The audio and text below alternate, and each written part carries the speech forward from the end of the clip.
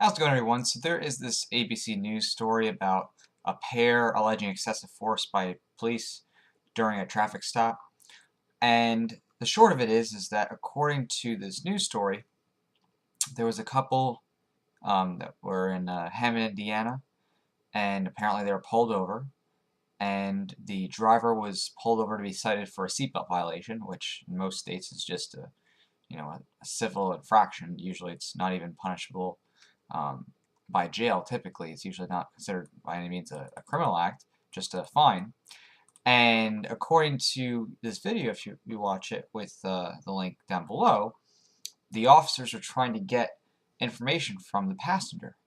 And the issue here that a lot of people get confused about is that being a passenger in a vehicle um, does not make you guilty of any infraction or crime just because of the driver's driving infractions. So just because the driver, breaks the speed limit or maybe rolls past a stop sign, that has no bearing on the passenger. That's not the passenger's legal issue.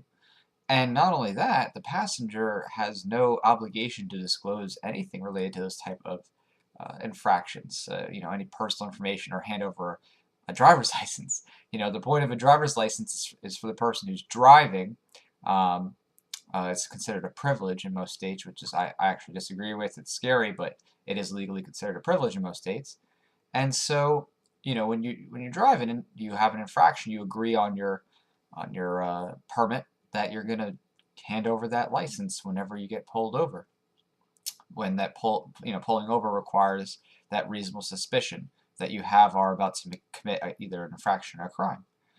And this is something that I've actually personally exercised. I've been in cars where police pulled over a friend and unlawfully actually as well, and they try to get my ID. I'm like, you're not getting anything about me, and you're not getting a physical thing. And again, if you're the passenger, there's nothing to give them. You're not driving, and you no more need a driver's license to be a passenger or to move about on your feet than you need a pilot's license to drive or a pilot's license to walk. It relates to being in a car. Having an ID does not mean a physical thing. Identification in the general sense, of legal sense, means your name, date of birth, and possibly permanent address. Name and date of birth, legal name and date of birth are probably the biggest aspects. Some places they might be like, oh, do you have a permanent address too? So when the police officers went over to this guy, according to the information I'm seeing here, I'm just going off the story, they didn't have any information on the guy. They didn't have any reasonable suspicion even to detain him. So they try to get him out of the car, and there's no reason for him to step out. They have to have a legal reason to detain him at that point and force his action, where the driver is the one who is under the detention for the driver's actions. Um, so, if you look at the totality of the circumstances here, there's no really a legal reason. It's all excessive to force somebody out of a car when at that point, uh, all they're alleging is a seatbelt violation. So that's, not a reason to pull somebody out of the car. Now, generally, police can demand that the person who they are pulling over comes out of the car regardless of the infraction. The police could actually say lawfully, okay, we're pulling you over for a seatbelt violation, step out of the car, and that would be something you have to comply with. It's just the stepping out of the car. But when it comes to the rest of the passengers, that's a requirement that has to have independent, reasonable suspicion and/or probable cause. Probable cause leading to is a potential lead to arrest. Reasonable suspicion is the more precise way to say detention level suspicion. So based on this video, and of course based on what the attorney says here, the attorney for this couple, it looks like the police are in some hot water because there's no legal basis I'm seeing here that they are going off of. They didn't respond saying that he matched the exact description of someone who is out with a warrant on their head. It looks like the police just didn't like that he was a black male in a car and wanted to give him a hard time. And according to the attorney, I think the attorney's information here that some of those officers actually had a couple lawsuits against them already. So that's a serious problem.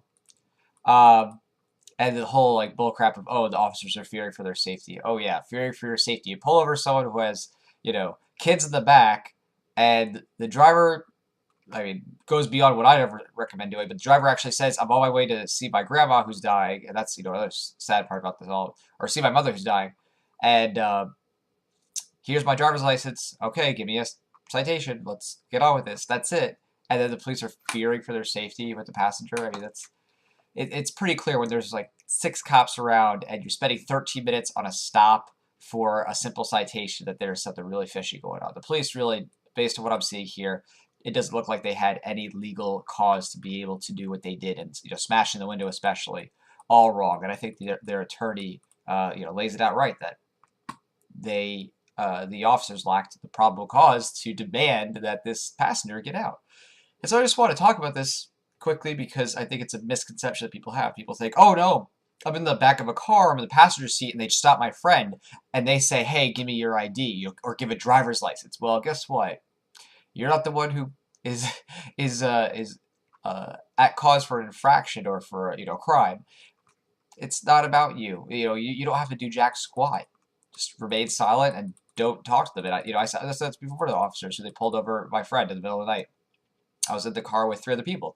The other 3 people gave over their driver's license. I said no. I said, nope, no thank you. And the officer's like trying to play the good cop bad cop. I was like, oh, what's wrong with him tonight, huh? And it's just like, wow, these police are 14 or 15-year-old bullies when you listen to the tactics that they use, because that's their function. Their function in their executive branch legal sense is just to get people into jail and to cause people misery and to ruin lives. That's what they do. Their whole job is, hey, get arrested, hey, get fines, so that we can bring in civil revenue for the state. Yeah, and there might be some officers out there, few and far between, from what I've seen. There might be some officers out there who have better intentions, who have better integrity and wits about them. But if you look at a lot of the culture that exists today, especially if you're looking at hires in the past 15 years, it's just a wreck out there in terms of integrity and in terms of how, I guess you could say, the executive carries out the law, because now everything's just a crime. Especially look at the drug war and beyond with Nixon, and everybody is just a terrorist or a drug dealer in the minds of police and the rest of the executive branch. So I hope that helps you think about that issue, and I'll talk to you later.